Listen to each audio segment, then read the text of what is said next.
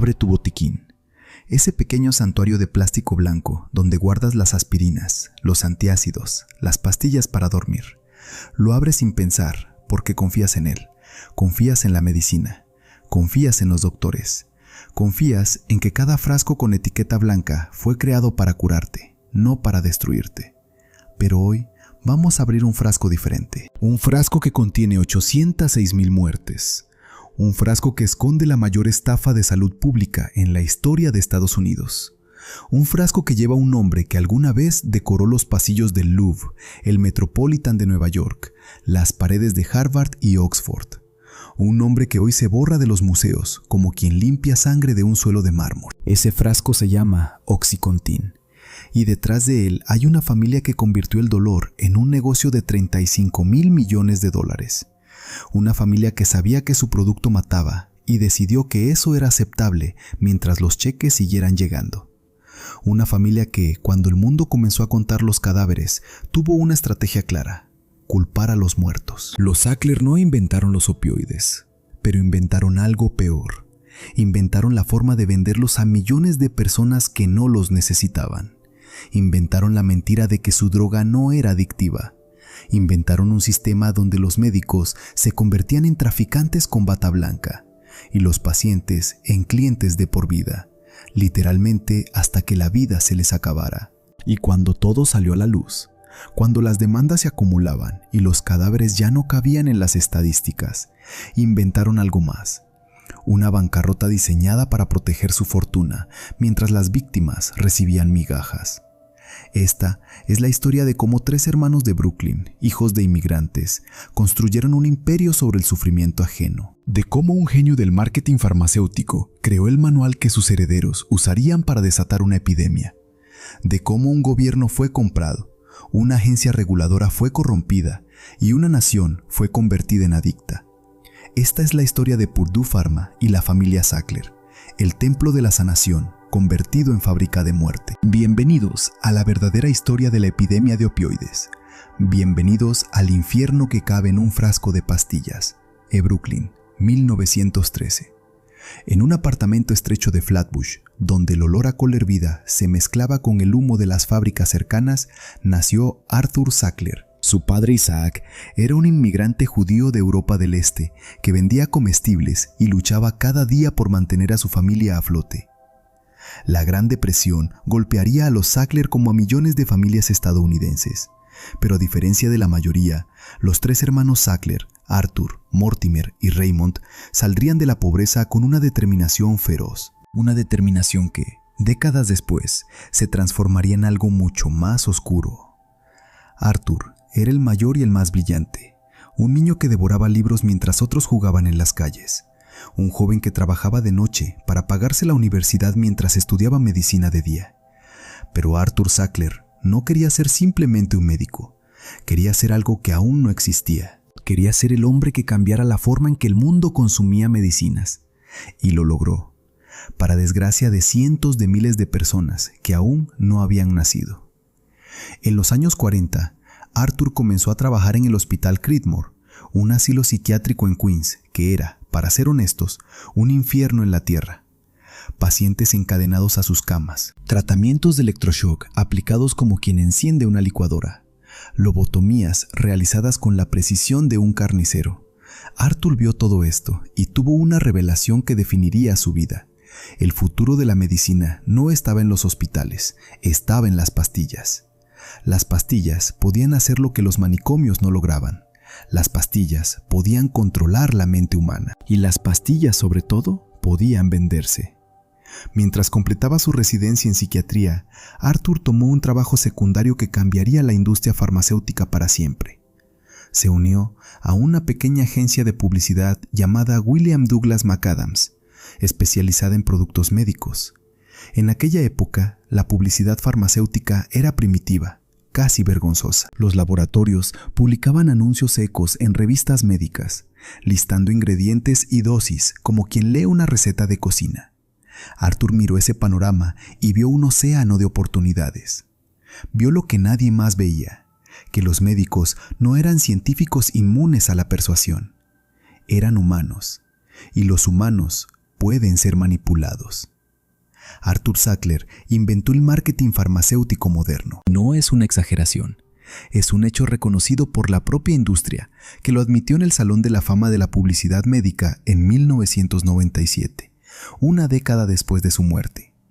La placa decía: ningún individuo hizo más por dar forma al carácter de la publicidad médica que el multifacético Dr. Arthur Sackler. Lo que la placa no decía era que esas técnicas matarían a más estadounidenses que todas las guerras del siglo XX combinadas.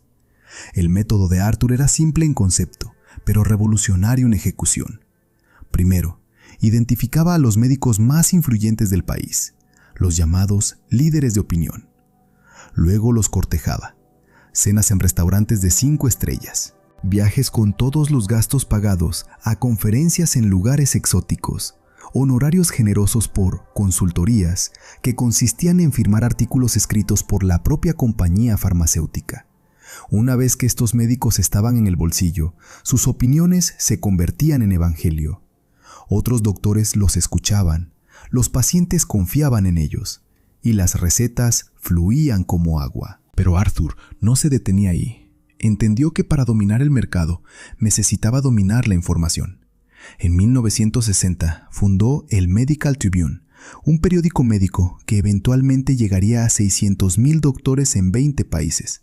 Un periódico que, casualmente, estaba financiado por la publicidad de los mismos laboratorios cuyos productos promocionaba en sus páginas. Arthur era simultáneamente el periodista, el publicista y el juez.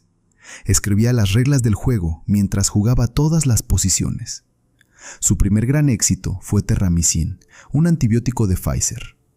Antes de Arthur, Pfizer era un fabricante de químicos con 8 vendedores. Después de Arthur, Pfizer tenía 2,000 representantes recorriendo el país, tocando las puertas de los consultorios médicos, dejando muestras gratis y folletos brillantes. El modelo del representante farmacéutico, ese vendedor disfrazado de educador que hoy conocemos tan bien, fue esencialmente un invento de Arthur Sackler. Pero el verdadero triunfo, el que cimentaría la fortuna familiar y establecería el manual que sus herederos usarían décadas después, fue Valium. Desarrollado por el laboratorio suizo Hoffmann-La Roche, el diazepam era un tranquilizante menor, uno más entre muchos. En manos de cualquier otro publicista, habría sido un producto modesto, con ventas modestas. En manos de Arthur Sackler, se convirtió en el primer medicamento en la historia en generar más de $100 millones en ventas. Para 1971, Valium y su predecesor Librium habían generado $2,000 millones para Roche. Arthur había demostrado que una pastilla, con el marketing adecuado, podía conquistar el mundo. La campaña de Valium fue una obra maestra de manipulación. Arthur convenció a los médicos de que la ansiedad era una epidemia oculta, que millones de estadounidenses sufrían en silencio y que era cruel, casi inmoral, no tratarlos.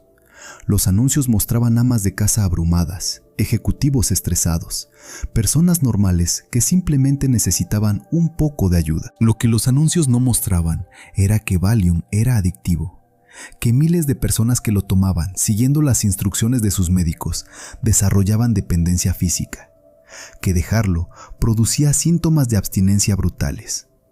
Estos detalles incómodos fueron sistemáticamente minimizados, escondidos bajo una avalancha de datos selectivos y testimonios pagados. Había un patrón aquí, un manual de operaciones que se repetiría con consecuencias devastadoras. Paso 1. Tomar una condición médica y expandir su definición hasta incluir a millones de personas que antes no se consideraban enfermas. Paso 2. Presentar tu droga como la solución milagrosa, minimizando los riesgos y exagerando los beneficios. Paso 3. Reclutar a médicos prestigiosos para que validen tus afirmaciones, pagándoles generosamente por su opinión independiente. Paso 4.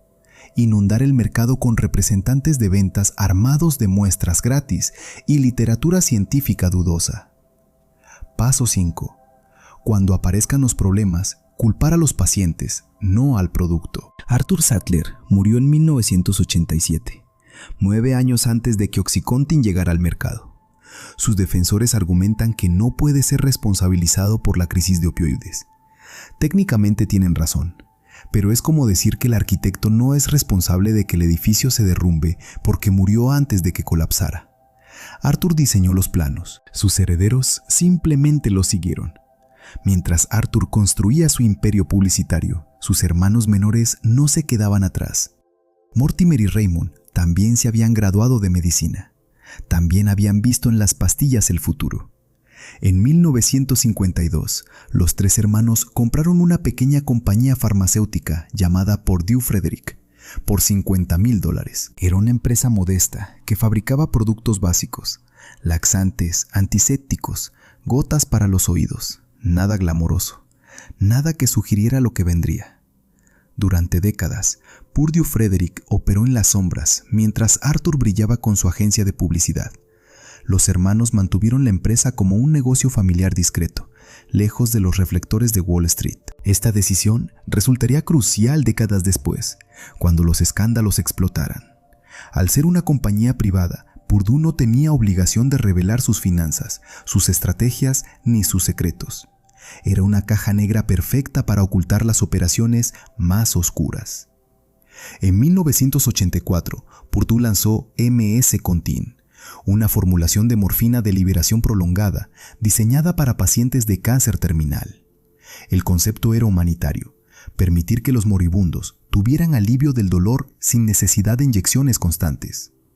Una pastilla cada 12 horas en lugar de agujas cada 4. Los doctores la prescribían cautelosamente, conscientes de que la morfina era peligrosamente adictiva, pero justificando su uso porque los pacientes terminales no vivirían lo suficiente para desarrollar adicción. Era un mercado pequeño, pero rentable, y plantó una semilla en la mente de los Sackler. Si una pastilla de morfina de liberación prolongada funcionaba para el cáncer, pensaron, ¿por qué no crear algo similar para el dolor crónico común? Dolor de espalda, artritis, lesiones deportivas. El mercado del dolor no maligno era enorme, cientos de veces más grande que el de los enfermos terminales. El problema era que los médicos jamás recetarían morfina a alguien con dolor de espalda. La morfina era sinónimo de adicción, de decadencia, de la aguja en el brazo del yonki en un callejón. Necesitaban algo nuevo, algo con un nombre limpio, algo que pudieran vender como diferente, aunque químicamente fuera igual de peligroso. Richard Sackler, hijo de Raymond, emergió como la fuerza impulsora detrás de este nuevo proyecto. A diferencia de su tío Arthur, que era carismático y extrovertido, Richard era introvertido, obsesivo, un hombre que enviaba correos electrónicos a sus empleados a las 3 de la madrugada, exigiendo reportes de ventas. Pero compartía con Arthur una característica fundamental: una capacidad ilimitada para racionalizar el daño que sus productos causaban. En su mente, él no vendía drogas, vendía alivio del sufrimiento. Si algunas personas morían en el proceso, era culpa de ellas, no del producto. En 1996, después de años de desarrollo, Purdue Pharma obtuvo la aprobación de la FDA para OxyContin. El nombre era un golpe de genio marketinero. Oxy sugería oxígeno, limpieza, vida. Contin prometía alivio continuo, 12 horas de libertad del dolor. Lo que el nombre no revelaba era que OxyContin contenía oxicodona, un opioide sintético derivado de la misma planta de amapola que produce la heroína. Un opioide más potente que la morfina. Un opioide que, en las dosis que Purdue estaba a punto de promocionar, tenía un potencial de adicción devastador. La aprobación de la FDA fue en sí misma un escándalo que no se revelaría hasta años después. El funcionario que supervisó la revisión de OxyContin, Curtis Wright, abandonó la agencia poco después de aprobar el medicamento. 2 años más tarde, estaba trabajando para Purdue Pharma en desarrollo de nuevos productos. Las puertas giratorias entre el gobierno y la industria farmacéutica giraban tan rápido que mareaban. Pero en 1996 nadie estaba mirando. Nadie sospechaba lo que estaba por desatarse. La noche del lanzamiento de OxyContin, Purdue organizó una fiesta para su fuerza de ventas. Richard Sackler tomó el micrófono y pronunció palabras que quedarían grabadas en la historia como uno de los momentos más escalofriantes de la codicia corporativa americana. Pidió a la audiencia que imaginara una serie de desastres naturales: un terremoto, una erupción volcánica, un huracán. Y luego, lo más importante de todo, una tormenta de nieve. El lanzamiento de las tabletas de Oxycontin, declaró, será seguido por una ventisca de prescripciones que enterrará a la competencia. La ventisca de prescripciones será tan profunda, tan densa y tan blanca que nunca verán su bandera blanca de rendición. Los empleados aplaudieron. Richard Sackler sonrió. Y en algún lugar de Estados Unidos, un futuro adicto todavía no sabía que su vida estaba a punto de terminar. Lo que Richard Sackler llamó poéticamente una ventisca era en realidad un sistema meticulosamente diseñado para convertir a millones de estadounidenses en consumidores de opioides. Primero, había que destruir la resistencia natural de los médicos a prescribir narcóticos potentes. Durante décadas, la profesión médica había sido cautelosa con los opioides, limitándolos a casos de dolor extremo y terminal. Esta cautela se basaba en siglos de experiencia con la adicción al opio, la morfina y la heroína. Purdue necesitaba reescribir esa historia. Necesitaba convencer a los doctores de que todo lo que sabían estaba equivocado. Para lograrlo, Purdue resucitó el manual de Arthur Sackler y lo amplificó hasta proporciones grotescas. Contrataron a 3,000 médicos para formar parte de su buró de conferencistas, doctores que recibían honorarios generosos por dar charlas a otros doctores sobre los beneficios de Oxycontin. Financiaron simposios en resorts de lujo, donde médicos y sus familias disfrutaban de vacaciones gratuitas mientras asistían a sesiones sobre el subtratamiento del dolor. Más de 5,000 profesionales de la salud, incluyendo médicos, farmacéuticos y enfermeras, asistieron a estos eventos con todos los gastos pagados. Pero el arma más poderosa de Purdue era una mentira tan simple y tan devastadora que cambiaría el curso de la historia médica estadounidense. La mentira era esta: Oxycontin, gracias a su formulación de liberación prolongada, era menos adictivo que otros analgésicos. La lógica que vendían era seductora.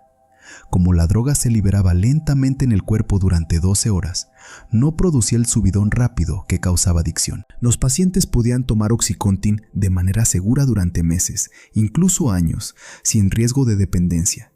Esta afirmación era una mentira. Purdue no tenía estudios que la respaldaran. De hecho, la propia empresa sabía que muchos pacientes experimentaban el fin del efecto antes de las 12 horas, cayendo en ciclos de dolor y alivio, que son exactamente las condiciones que generan adicción. Pero la mentira se imprimió en los materiales de marketing, se repitió en las conferencias, se susurró en los oídos de los médicos por ejércitos de representantes de ventas que recibían bonificaciones basadas en cuántas recetas generaban sus territorios. Russell Portenoy, un neurólogo especialista en dolor, se convirtió en el rostro académico de esta revolución. Portenoy había construido su carrera argumentando que el dolor crónico estaba subtratado y que los médicos tenían una opiofobia irracional. Con financiamiento de Purdue y otras farmacéuticas, publicó artículos y dio entrevistas proclamando que los riesgos de adicción a los opioides eran mínimos, menos del 1% en pacientes sin historial de abuso de sustancias. Esta cifra se repetiría miles de veces, se citaría en revistas médicas, se enseñaría en escuelas de medicina, y era completamente falsa. Años después, cuando los cadáveres se acumulaban y las demandas llovían, Portenoy admitiría que había estado equivocado. En una entrevista de 2012, reconoció que sus afirmaciones carecían de fundamento científico riguroso. Los datos eran débiles, dijo, y yo exageré los beneficios y minimicé los riesgos.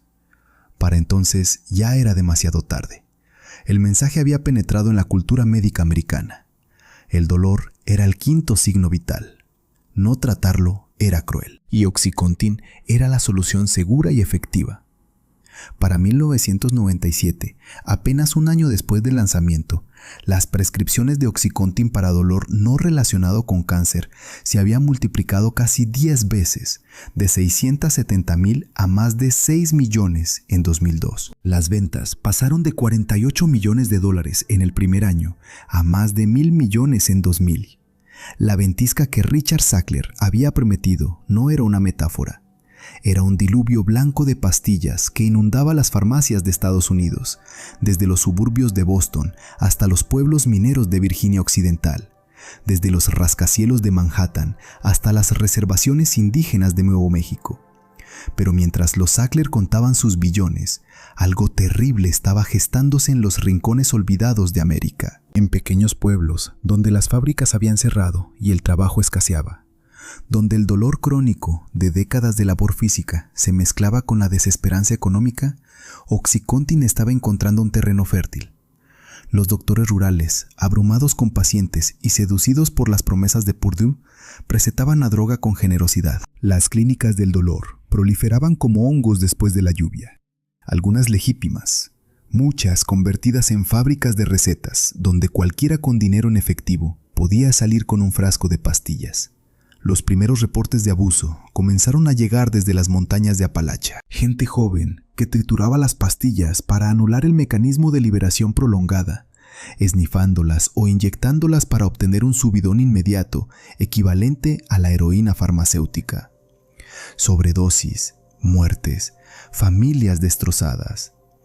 Un médico rural de Virginia, Art Bansi, fue uno de los primeros en dar la alarma. En su pequeño consultorio de la zona carbonífera, estaba viendo algo que nunca había visto en décadas de práctica. Pacientes adictos a un medicamento recetado. Personas que habían llegado a él con dolor de espalda y ahora no podían vivir sin OxyContin. Bansi contactó a Purdue Pharma, esperando que la compañía tomara medidas. La respuesta que recibió definiría la postura de los Sackler durante las siguientes 2 décadas. El problema no era el producto, el problema eran los adictos. Eran criminales, eran abusadores que desviaban un medicamento legítimo para fines ilícitos. La compañía no temía responsabilidad por las malas decisiones de individuos moralmente deficientes. En febrero de 2001, mientras los reportes de muerte se acumulaban en su escritorio, Richard Sackler envió un correo electrónico que quedaría como evidencia de su filosofía. «Tenemos que machacar a los abusadores en todas las formas posibles», escribió. «Ellos son los culpables y el problema.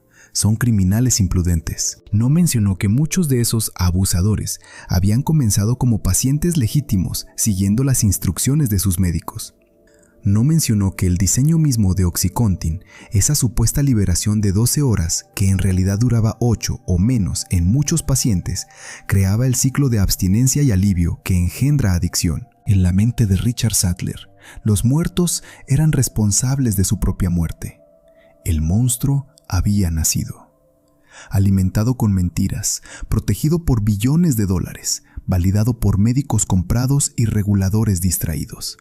Ahora crecería hasta convertirse en la peor crisis de salud pública en la historia de Estados Unidos. Y los Sackler, desde sus mansiones en Connecticut y sus departamentos en Manhattan, desde sus donaciones a museos y universidades que blanqueaban su nombre, observarían la carnicería con la conciencia tranquila de quien cree que todo el dolor del mundo puede justificarse si el cheque tiene suficientes ceros. Imagina que eres madre en un pequeño pueblo de Ohio. Tu hijo tiene 17 años, juega fútbol americano en la preparatoria, sueña con una beca universitaria. Un día, durante un entrenamiento, se lesiona el hombro. El médico le receta OxyContin para el dolor. 30 pastillas. Instrucciones simples, una cada 12 horas. Tu hijo sigue las instrucciones al pie de la letra. Es un buen chico, nunca ha probado drogas, nunca ha tomado alcohol. Confía en su doctor. 3 semanas después, el frasco está vacío y tu hijo descubre algo aterrador. No puede dejar de pensar en esas pastillas. El hombro ya no duele tanto, pero su cuerpo pide más. Suda, le duelen los huesos, no puede dormir. El médico, preocupado por la dependencia, se niega a renovar la receta. Tu hijo, desesperado, encuentra un dealer en el estacionamiento de la escuela que vende OxyContin robado a $80 la pastilla. Pronto el dinero se acaba. El dealer le ofrece algo más barato, más potente: heroína. $10 la dosis. Tu hijo acepta porque ya no reconoce quién es, porque su cerebro ha sido secuestrado por una sustancia que un hombre en un traje de $3,000 diseñó específicamente para esto. 6 meses después, encuentras a tu hijo muerto en el baño. Tiene una aguja en el brazo. Tiene 18 años recién cumplidos. Y en algún lugar de Connecticut, la familia Sackler está celebrando otro trimestre récord de ventas. Esta historia no es ficción. Es la historia de miles de familias estadounidenses, Algunas de ellas escribieron cartas a Purdue Pharma suplicando que hicieran algo, que detuvieran la matanza. Esas cartas fueron archivadas, ignoradas, enterradas en cajones de abogados corporativos. Los Sattler las leyeron. Sabemos esto porque los documentos judiciales lo demuestran. Leyeron sobre madres que perdieron hijos, sobre padres que encontraron a sus hijas muertas, sobre abuelos que enterraron nietos. Y su respuesta fue siempre la misma. El producto no es el problema. Los adictos son el problema. Entre 1999 y 2019, más de 247,000 personas murieron en Estados Unidos por sobredosis de opioides recetados. Esa cifra no incluye a quienes murieron de heroína o fentanilo después de haber comenzado con pastillas. Cuando sumas esas muertes, el total supera las 800,000 almas, 800,000 vidas, más que la población de San Francisco, más que todos los soldados estadounidenses muertos en la Segunda Guerra Mundial, Corea y Vietnam combinados. Y detrás de cada número hay un nombre, una familia destrozada, un hueco imposible de llenar. Pero los Sackler no veían muertos, veían métricas. En los primeros años del nuevo milenio, mientras América comenzaba a ahogarse en pastillas, Purdue Pharma perfeccionaba su máquina de ventas con la precisión de un reloj suizo. Cada representante comercial era evaluado no solo por cuántas recetas generaba su territorio, sino por la potencia de esas recetas. Richard Sackler envió un memorando en 2008 ordenando: mida nuestro desempeño por recetas según potencia, dando mayor peso a las potencias más altas. En otras palabras, no basta con que los doctores receten Oxycontin. Necesitamos que receten las dosis más fuertes, las más caras, las más adictivas. La lógica era diabólicamente simple. Una pastilla de Oxycontin de 80 miligramos costaba más que una de 20, pero no 4 veces más. Los márgenes de ganancia en las dosis altas eran astronómicos. Y había otro beneficio que Purdue entendía perfectamente, aunque jamás lo admitiría en público. Las dosis altas creaban dependencia más rápidamente. Un paciente enganchado a 80 miligramos era un cliente de por vida, o al menos hasta que su vida terminara prematuramente. Para identificar a los médicos más susceptibles a este mensaje, Purdue empleó herramientas de análisis de datos que habrían impresionado a cualquier agencia de inteligencia. Compraron información de las farmacias para saber exactamente cuántas recetas de opioides escribía cada doctor en el país. Luego clasificaron a los médicos en categorías. Los que recetaban poco fueron ignorados. Los que recetaban mucho fueron cortejados agresivamente. Y los que recetaban cantidades absurdas, cantidades que solo podían explicarse por incompetencia o corrupción, fueron tratados como los clientes más valiosos de todos. En regiones como Apalachia, donde el desempleo era alto y el dolor crónico de décadas de trabajo físico era común, surgió un fenómeno que las autoridades llamaron fábricas de pastillas. Clínicas que existían con un solo propósito: escribir recetas de opioides a cambio de dinero en efectivo. Los pacientes hacían filas desde la madrugada. Pagaban $100, $200 por una consulta de 5 minutos. Salían con recetas que valían miles en la calle. Algunos eran adictos que necesitaban su dosis. Otros eran traficantes que revendían las pastillas. Purdue Pharma sabía de estas clínicas. Sus propios representantes de ventas reportaban las anomalías.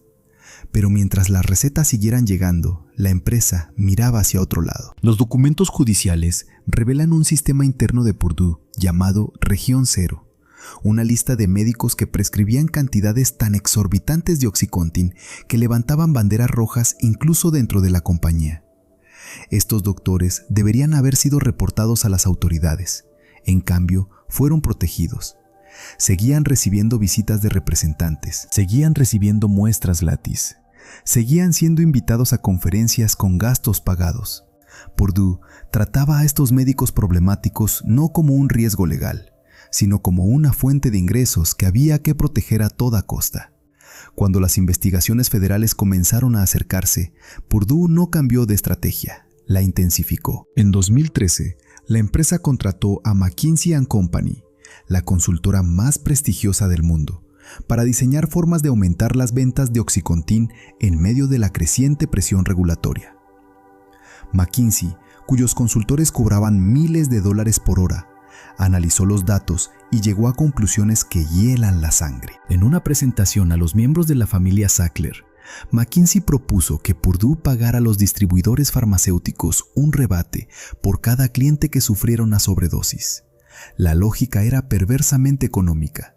Si un paciente moría o era hospitalizado por sobredosis, el distribuidor perdía un cliente y por tanto perdía ventas futuras. Si Purdue compensaba esa pérdida, los distribuidores tendrían menos incentivos para ser cautelosos con las cantidades que despachaban. Era, literalmente, un plan para pagar por la sobredosis como costo de hacer negocios. McKinsey también recomendó que Purdue enfocara sus esfuerzos de ventas en los médicos más prolíficos, a quienes llamaban ballenas. Estas ballenas escribían cientos, a veces miles de recetas de OxyContin al mes. McKinsey sugirió crear programas de lealtad para mantenerlos contentos. Cuando los fiscales eventualmente obtuvieron estos documentos, McKinsey pagó $600 millones para resolver las demandas en su contra. Ningún consultor de McKinsey fue a la cárcel, ningún Sackler tampoco. La maquinaria de influencia de Purdue no se limitaba a los médicos y consultores, se extendía hasta los pasillos del poder en Washington. La compañía gastó millones en lobistas para bloquear cualquier legislación que pudiera limitar las prescripciones de opioides. Financió organizaciones de defensa del paciente que casualmente abogaban por un mayor acceso a analgésicos potentes. Estas organizaciones, con nombres inofensivos como la American Pain Foundation, recibían hasta el 90% de su presupuesto de compañías farmacéuticas. Eran caballos de Troya disfrazados de caridad. La FDA, la agencia encargada de proteger a los estadounidenses de medicamentos peligrosos, fue particularmente dócil. En 1995, cuando aprobó OxyContin, permitió que Purdue incluyera en la etiqueta una declaración que se convertiría en la piedra angular de todo el desastre, que la formulación de liberación prolongada se cree que reduce el potencial de abuso. Esa frase, se cree, no estaba respaldada por ningún estudio clínico. Era una suposición, una corazonada, una mentira vestida de ciencia. Pero durante años, los representantes de Purdue la citaron como si fuera verdad revelada. Cuando en 2007 la evidencia del desastre ya era imposible de ignorar, Purdue Pharma finalmente enfrentó consecuencias. La empresa y 3 de sus ejecutivos se declararon culpables de cargos federales por marca engañosa, admitiendo que habían minimizado los riesgos de adicción de OxyContin. La multa fue de $600 millones. Parece mucho, hasta que consideras que para entonces OxyContin había generado más de $35,000 millones en ventas. La multa representaba menos del 2% de los ingresos. Era el costo de hacer negocios. Era, como había predicho el senador Arlen Specter, una licencia cara para la mala conducta criminal. Y aquí viene la parte más obscena. Ningún miembro de la familia Sackler fue acusado. Los 3 ejecutivos que se declararon culpables recibieron sentencias de libertad condicional y multas personales que eran calderilla comparadas con sus fortunas. El abogado de la familia, Stuart Baker, dijo en privado que la prioridad era proteger a la familia a toda costa. Los Sackler habían construido muros de abogados, estructuras corporativas y distancia plausible que los aislaban de cualquier responsabilidad directa.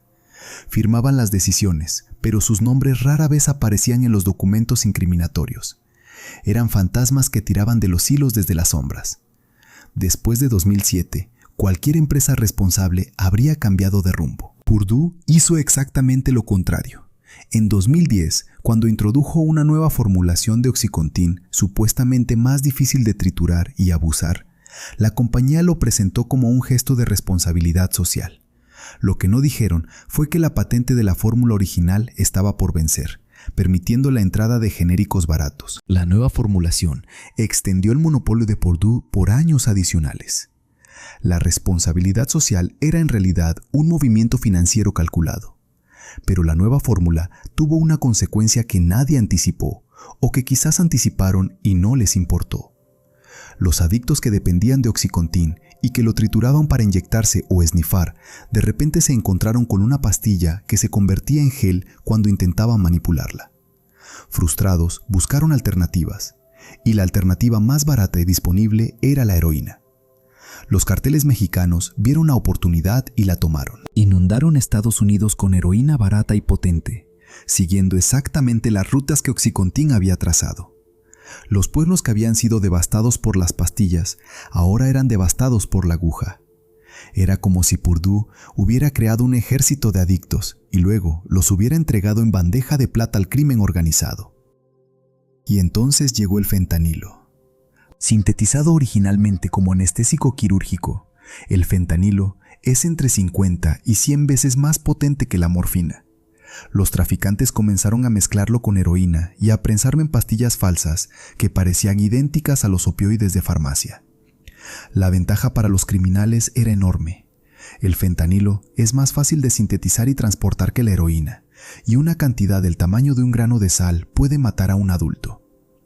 La tercera ola de la epidemia de opioides, dominada por el fentanilo ilícito, comenzó alrededor de 2013 y sigue cobrando vidas hoy. Las muertes se dispararon de manera exponencial. En 2023, aproximadamente 80,000 estadounidenses murieron por sobredosis de opioides, la mayoría involucrando fentanilo. Pero es crucial entender que esta ola no surgió de la nada. Surgió de los millones de personas que fueron enganchadas primero a las pastillas de Purdue. El fentanilo es el monstruo que nació del monstruo original. Mientras tanto, los Sackler seguían acumulando riqueza y prestigio. Para 2015, Forbes estimaba que la fortuna familiar superaba los $14,000 millones. Eran más ricos que los Rockefeller, más ricos que los Mellon, más ricos que muchas de las familias que habían construido Estados Unidos en el siglo XIX. Y usaban esa riqueza para lavar su imagen con una generosidad calculada que bordaba lo obsceno. El nombre Sackler adornaba los pasillos del Museo Metropolitano de Nueva York, donde la familia había financiado el ala que alberga el templo de Dendur, un tesoro egipcio de 2000 años. El nombre Sackler brillaba en el Louvre de París, en la Galería Nacional de Londres, en el Guggenheim, en la Tate Modern, en Harvard, en Oxford, en la Universidad de Tel Aviv. Cada donación venía con una condición implícita. El nombre debía exhibirse prominentemente. Los Sackler no eran simplemente filántropos, eran compradores de legitimidad. Cada ala de museo, cada cátedra universitaria, cada beca con su nombre era un escudo contra el escrutinio, una forma de decir, no podemos ser villanos, miren todo el bien que hacemos. Esta estrategia funcionó durante décadas. Los periodistas que investigaban a Purdue Pharma rara vez mencionaban a la familia Sackler por nombre. La conexión entre los museos relucientes y las pastillas mortales permanecía oculta para el público. Los directores de los museos aceptaban el dinero sin preguntas incómodas. Las universidades nombraban edificios en honor a donantes cuyo negocio principal era crear adictos. Era un pacto silencioso. Ustedes nos dan dinero, nosotros les damos respetabilidad. Pero los muertos no podían ser silenciados para siempre. A medida que la epidemia crecía, comenzaron a surgir voces que conectaban los puntos. Periodistas como Barry Meyer, que había estado investigando a Purdue desde principios de los 2000, fueron ganando tracción. Familias de víctimas comenzaron a organizarse y demandar. Y luego llegó Nan Goldin. Goldin era una fotógrafa de renombre mundial, conocida por sus imágenes crudas y honestas de la vida en los márgenes. En 2017 casi murió de una sobredosis de Oxycontin que le habían recetado después de una cirugía. Cuando despertó del coma y descubrió quiénes eran los Sackler, canalizó su rabia en activismo. Fundó una organización llamada PAIN, Prescription Addiction Intervention Now, y comenzó a organizar protestas en los museos que llevaban el nombre de la familia. Las imágenes eran poderosas, manifestantes tirando frascos de pastillas vacíos en el estanque que rodea el templo de Dendur en el Met, cuerpos tendidos en el suelo simulando muerte por sobredosis, pancartas que gritaban 200 muertos cada día y vergüenza sobre los Sackler. Por primera vez, el público general comenzaba a asociar el nombre elegante de los museos con los frascos de pastillas en los botiquines de los muertos. Los museos, acostumbrados a la comodidad del dinero silencioso, se encontraron en una posición imposible. Aceptar más donaciones de los Sackler significaba arriesgarse a más protestas, más titulares negativos, más daño reputacional. Rechazarlas significaba perder millones de dólares y posiblemente enfrentar demandas por incumplimiento de acuerdos de donación. Uno a uno comenzaron a caer.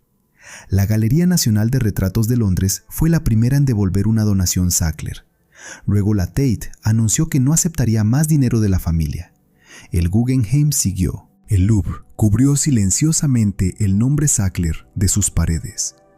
Finalmente, en 2021, el Museo Metropolitano, que había sido uno de los mayores beneficiarios de la generosidad Sackler, anunció que eliminaría el nombre de todas sus galerías. La caída en desgracia fue total. El nombre que una vez simbolizaba cultura y filantropía, ahora era sinónimo de muerte y avaricia. Universidades que habían aceptado donaciones comenzaron procesos para remover el nombre de sus edificios. Tufts, que tenía múltiples instalaciones nombradas por los Sackler, fue una de las primeras en actuar. Harvard mantuvo el nombre por obligaciones contractuales, pero dejó de aceptar nuevas donaciones. El legado que Arthur Sackler había construido tan meticulosamente durante medio siglo se desmoronaba en cuestión de años. Pero mientras los nombres caían de las paredes de los museos, los Sackler seguían siendo inmensamente ricos, y las demandas se acumulaban. Miles de demandas de estados, ciudades, condados, tribus indígenas, hospitales, familias, todas exigiendo que los Sackler rindieran cuentas, todas buscando alguna forma de justicia en un sistema que parecía diseñado para proteger a los poderosos. Los abogados de las víctimas descubrieron algo crucial durante el proceso de descubrimiento legal. Mientras Purdue Pharma sangraba demandas, los Sackler habían estado extrayendo dinero de la empresa a un ritmo vertiginoso. Entre 2008 y 2018, la familia retiró más de $11,000 millones de Purdue, transfiriéndolos a cuentas offshore, fideicomisos y estructuras financieras diseñadas para ser inaccesibles a los acreedores estadounidenses. Era como si supieran que el barco se hundía y estuvieran llenando los botes salvavidas con oro mientras la tripulación se ahogaba. En septiembre de 2019, Purdue Pharma se declaró en bancarrota. Fue un movimiento estratégico, no un colapso financiero genuino. La bancarrota congeló todas las demandas contra la empresa y permitió que los Sackler negociaran desde una posición de fuerza. Su propuesta inicial era audaz en su sí mismo. Pagarían $4,000 millones a lo largo de varios años. Se desharían de Purdue y a cambio recibirían inmunidad total de cualquier demanda futura relacionada con opioides. Inmunidad. Para una familia que había supervisado la creación de una epidemia que mató a cientos de miles. Las negociaciones se extendieron durante años, llenas de batallas legales, apelaciones y protestas. En 2024, la Corte Suprema de Estados Unidos rechazó una versión del acuerdo porque incluía inmunidad para los Sackler, sin que las víctimas hubieran consentido a ello. Pero los Sackler persistieron. En 2025, finalmente se alcanzó un acuerdo revisado. La familia pagaría $7,400 millones, el mayor acuerdo con individuos en la historia de la crisis de opioides. 7,400 millones suena como mucho dinero, lo es. Pero considera esto, la familia todavía conserva miles de millones. Ningún Sackler irá a la cárcel. Ninguno enfrentará cargos criminales. El dinero se distribuirá entre miles de demandantes a lo largo de 15 años, lo que significa que cada víctima individual recibirá una fracción de lo que perdió. Y lo más importante, el dinero no puede devolver a los muertos, no puede deshacer las familias rotas, no puede curar a los millones que siguen luchando con la adicción. La justicia, si es que puede llamarse así, llegó demasiado tarde y fue demasiado pequeña. Los Sackler pagaron el precio de hacer negocios y siguieron siendo fabulosamente ricos. El sistema funcionó exactamente como fue diseñado. Protegió a los poderosos y dejó a las víctimas recogiendo migajas. Hay una escena que se repitió docenas de veces en los tribunales de Estados Unidos entre 2019 y 2025. Un Sackler, vestido impecablemente, sentado frente a una cámara de videoconferencia en lugar de comparecer en persona. Un abogado de víctimas haciendo preguntas y respuestas que parecían diseñadas en un laboratorio de relaciones públicas para no decir absolutamente nada. ¿Sabía usted que Oxycontin estaba causando muertes? La respuesta: Lamento profundamente el sufrimiento que ha causado la crisis de opioides. No un sí, no un no. Un lamento genérico que no admite responsabilidad. ¿Autorizó usted las campañas de marketing que minimizaban la adicción? La respuesta: las decisiones de marketing eran tomadas por el equipo ejecutivo de Purdue, no yo, el equipo. Una entidad abstracta sin rostro. ¿Se arrepiente de algo? La respuesta: nuestras familias siempre tuvieron la intención de ayudar a los pacientes con dolor. Intención. Una palabra que absuelve de resultados. Richard Sackler, el arquitecto de la ventisca de prescripciones, declaró en una audiencia de bancarrota que no sabía cuántas personas habían muerto por OxyContin. Dijo que había mirado algunos datos en el pasado, pero no recordaba las cifras. El hombre que supervisaba cada métrica de ventas con obsesión enfermiza, que enviaba correos a las 3 de la madrugada exigiendo reportes de prescripciones por dosis, de repente no podía recordar los muertos. La amnesia selectiva es, aparentemente, un efecto secundario de la riqueza extrema. David Sackler, hijo de Richard, fue más directo en su cinismo. Cuando le preguntaron si la familia aceptaría un acuerdo que no incluyera protección contra futuras demandas, respondió: creo que litigaríamos los reclamos hasta su conclusión final. Era una amenaza velada. O nos dan inmunidad o los enterraremos en batallas legales durante décadas.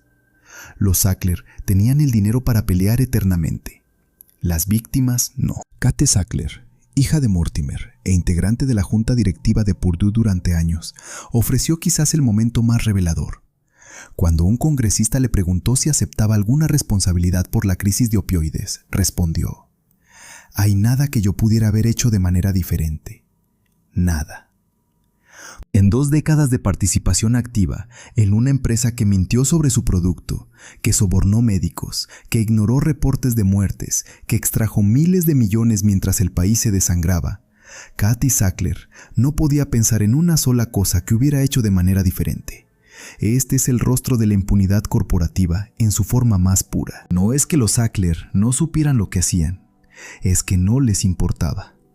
Y el sistema legal estadounidense, diseñado por y para los ricos, les permitió escapar de cualquier consecuencia real.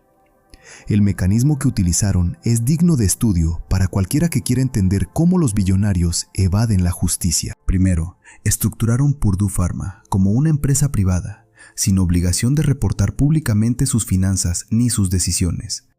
Esto les dio décadas de opacidad mientras construían su imperio. Segundo, crearon capas de separación entre ellos y las operaciones diarias de la empresa. Aunque controlaban la junta directiva y aprobaban las estrategias principales, rara vez firmaban documentos que los incriminaran directamente.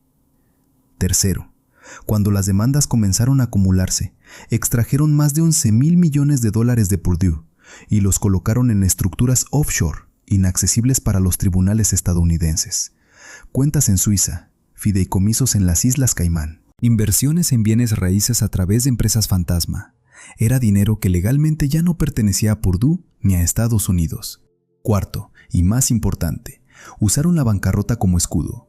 Cuando Purdue se declaró en bancarrota en 2019, todas las demandas contra la empresa fueron congeladas automáticamente. Los Sackler entonces propusieron un acuerdo global, en el que pagarían una fracción de lo que habían extraído a cambio de inmunidad permanente. Era un chantaje elegante. O aceptan nuestros términos o seguimos peleando durante décadas mientras las víctimas mueren esperando justicia. El sistema de bancarrota estadounidense, diseñado originalmente para dar a los deudores honestos una segunda oportunidad, fue pervertido en una herramienta para proteger a los más ricos de las consecuencias de sus acciones. Los abogados de los Sackler argumentaron que sin la protección de la bancarrota, la familia nunca pagaría un centavo, ya que su dinero estaba fuera del alcance de los tribunales. Era una admisión descarada de que habían escondido sus fortunas específicamente para evitar pagar por el daño que causaron. Y funcionó. El acuerdo final de $7,400 millones alcanzado en 2025 fue presentado como una victoria histórica. Los fiscales generales de los estados lo celebraron como el mayor acuerdo con individuos en la historia de la crisis de opioides. Los Sackler emitieron declaraciones expresando su profundo pesar por el sufrimiento causado. Pero miremos más de cerca lo que realmente significa este acuerdo. Los 7.400 millones se pagarán a lo largo de 15 años. Eso significa aproximadamente 500 millones por año, distribuidos entre miles de demandantes, estados, ciudades, condados, tribus indígenas, hospitales y familias individuales. Después de que los abogados tomen su parte, después de que los fondos se dividan y subdividan, cada víctima individual recibirá una cantidad que no cure ni remotamente el costo de un funeral, mucho menos décadas de trauma. Mientras tanto, incluso después de pagar esta suma, los Sackler conservan miles de millones de dólares, sus mansiones en Connecticut, sus apartamentos en Manhattan, sus propiedades en Londres y la Riviera Francesa permanecen intactas. Sus hijos y nietos heredarán fortunas que los mantendrán entre las familias más ricas del mundo durante generaciones. El acuerdo no fue justicia, fue el precio de la impunidad. Y aquí es donde la historia se vuelve verdaderamente perturbadora, porque mientras Purdue Pharma se hundía en bancarrota y escándalo en Estados Unidos, los Sackler estaban construyendo un nuevo imperio en el resto del mundo, un imperio llamado Mundipharma. Mundipharma es una red de empresas farmacéuticas con sede en el Reino Unido, pero con operaciones en más de 120 países. Fue fundada por los Sackler en los años 60 como la rama internacional de su negocio de opioides. Durante décadas operó en las sombras, vendiendo versiones de los mismos medicamentos que Purdue vendía en Estados Unidos, pero en mercados donde la regulación era más laxa y la atención mediática inexistente. Cuando el escándalo de OxyContin explotó en Estados Unidos, Mundipharma intensificó sus esfuerzos en el extranjero. Mientras los Sackler enfrentaban demandas en casa, sus representantes recorrían hospitales en China, Brasil, México y docenas de otros países, usando exactamente el mismo manual que había funcionado tan desastrosamente en Estados Unidos. Los médicos escuchaban las mismas mentiras sobre la baja adicción de los opioides. Los pacientes recibían las mismas recetas generosas.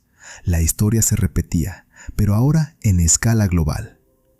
En 2019, investigadores de la Associated Press documentaron cómo Mundipharma había financiado a grupos de defensa del paciente en países como Italia, Brasil y Australia. Organizaciones que presionaban por un mayor acceso a analgésicos opioides, mientras recibían dinero de la empresa que los fabricaba. Era una copia exacta de la estrategia que Purdue había usado con la American Pain Foundation y otros grupos en Estados Unidos. Los Sackler no habían aprendido nada, o más precisamente, habían aprendido que la misma estafa podía funcionar en nuevos mercados. China representaba el premio mayor. Con más de 1.000 millones de habitantes y un sistema de salud en rápida expansión, el mercado chino de analgésicos era potencialmente más grande que el estadounidense y el europeo combinados. Mundipharma estableció operaciones agresivas en el país, cortejando a médicos y funcionarios de salud con las mismas tácticas que habían perfeccionado durante décadas. Las autoridades chinas, conscientes de lo que había ocurrido en Estados Unidos, eventualmente tomaron medidas para limitar la expansión de Mundipharma, pero no antes de que la empresa estableciera una presencia significativa. En 2019, bajo presión internacional creciente, los Sackler anunciaron que venderían Mundipharma, pero la venta fue estructurada de manera que la familia mantuviera participación en ciertas operaciones internacionales. Era otro juego de manos financiero. Parecer que se retiraban mientras mantenían conexiones lucrativas. Los compradores de diferentes divisiones de Mundipharma incluían fondos de inversión y otras farmacéuticas, entidades que tenían poco interés en examinar el historial ético de lo que estaban adquiriendo. Hoy, en 2026, los Sackler han logrado lo que parecía imposible hace una década. Han sobrevivido. No como las figuras respetadas que alguna vez fueron, pero tampoco como parias destruidos. Viven en un limbo dorado, demasiado ricos para sufrir, demasiado manchados para ser celebrados. Sus nombres han sido borrados de museos y universidades, pero sus cuentas bancarias permanecen intactas. No pueden aparecer en galas de caridad sin provocar protestas, pero pueden comprarse islas privadas donde nadie protesta. Richard Sackler, ahora con más de 80 años, vive en una propiedad en las afueras de Austin, Texas, lejos de los centros de poder del noreste donde su familia alguna vez reinó. Rara vez aparece en público. Sus hijos manejan lo que queda del imperio familiar con discreción, evitando la atención que sus padres alguna vez buscaron tan ávidamente. El nombre Sackler, que una vez compraba acceso a cualquier salón de la alta sociedad, ahora es un lastre que sus descendientes deben cargar. Pero la pregunta fundamental permanece. ¿Han cambiado? ¿Aprendieron algo de los cientos de miles de muertos, de las familias destrozadas, de los pueblos devastados? La evidencia sugiere que no, porque cambiar requeriría admitir que hicieron algo mal, y en cada declaración pública, en cada testimonio bajo juramento, en cada comunicado de prensa cuidadosamente redactado, los Sackler han mantenido la misma posición. Lamentan el sufrimiento, pero no aceptan responsabilidad. Hay una diferencia crucial entre arrepentimiento y gestión de crisis. El arrepentimiento requiere reconocer el daño causado, aceptar la culpa y trabajar activamente para repararlo. La gestión de crisis requiere minimizar el daño reputacional, limitar la exposición legal y preservar los activos. Todo lo que los Sackler han hecho desde que el escándalo explotó ha sido gestión de crisis. Las disculpas genéricas, los acuerdos financieros, la retirada del escrutinio público, todo estaba diseñado para proteger la fortuna, no para hacer justicia. Considera esto: con $11,000 millones extraídos de Purdue antes de la bancarrota, los Sackler podrían haber financiado tratamiento de adicción para millones de estadounidenses. Podrían haber construido cientos de clínicas de rehabilitación en las comunidades más devastadas. Podrían haber establecido fondos de compensación generosos para cada familia que perdió a alguien.